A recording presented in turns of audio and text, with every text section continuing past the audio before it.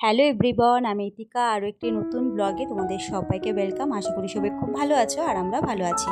2026-এর এটা আমার প্রথম ব্লগ।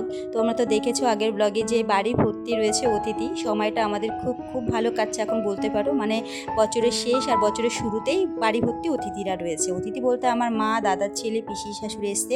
আর তোমাদেরকে আগের ব্লগে এটাও বলেছিলাম যে পিসি শাশুড়ির ছেলে বৌমা আসবে, তবে বৌমা আর আসেনি, ছেলে এসেছে। ওরা আবার দুপুরবেলায় খাওয়া দাওয়া করে বিকেলের দিকে বেরিয়ে যাবে, যার কারণে আমরা তাড়াতাড়ি করে দুপুরে রান্নাবান্না আজকে কমপ্লিট করে নিয়েছি। তো দুপুরে রান্নাবান্না যেহেতু কমপ্লিট হয়ে গেছে, তাই দিদি আর আমি চলে এসেছি ছাদে। আজকে দুই পুচকোর হেয়ার কাট করবে।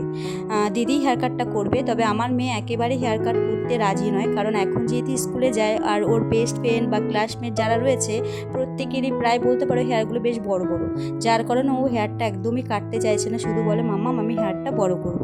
কিন্তু আমার না একেবারেই ভালো লাগে না, এক তো ছোট, তারপর খুবই রোগা। এই রোগা মানুষের হেয়ার বড় হলো না কীরকম যেন পাগল পাগল লাগে দেখতে, যার কারণে আমি চাইছি হেয়ারটা কাট করে দিতে। তো ও একেবারে রাজি হচ্ছিল না, তবে আজকে রাজি হওয়ার পেছনে একটি কারণও রয়েছে, সেটা নয় তোমাদেরকে পরেই বলবো।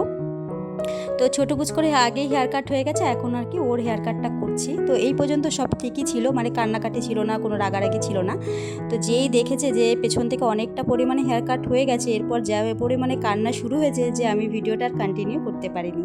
যাই হোক, এখন তোমাদেরকে দেখাই যে আমাদের বাড়ি থেকে যে যে জিনিসগুলো নিয়ে আসা হয়েছিল, না পাঠানো হয়েছিল, তার কিছুটা জিনিস তোমাদেরকে দেখিয়েছি, এখনও কিছুটা জিনিস দেখানো হয়নি। এই ভিডিওটা আমি সকালে রান্নাবান্না শুরু হওয়ার আগেই করে রেখেছিলাম, তোমাদের সাথে শেয়ার করব তাই। তবে বাড়ি থেকে দুই রকমের মাছ পাঠানো হয়েছিল, সিলভার কাপ আর রুই মাছ। তবে আগের দিন যেহেতু আমি কোনো ভিডিওই করিনি, তাই সিলভার কাপ মাছটা তোমাদের সাথে শেয়ার করতে পারলাম না, কারণ ওটা আগের দিনই রান্না করে খাওয়া হয়ে গেছে। আর আজকে রুই মাছ রান্না করা হবে, আর তার সাথে মাংসও রান্না করা হবে।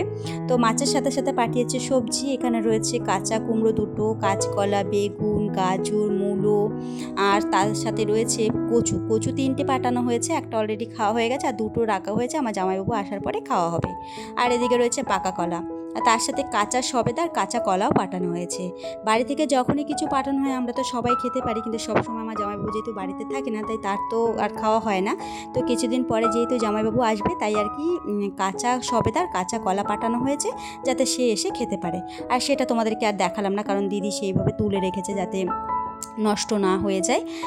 সকালে রান্নাবান্না হয়ে যাওয়ার পরে 3 ভাই বোনের আবদার যে ব্যালকনিতে বসে 3 জনে ভাত খাবে, আর তাই খাচ্ছে। চলো আজকের মতো টাটা।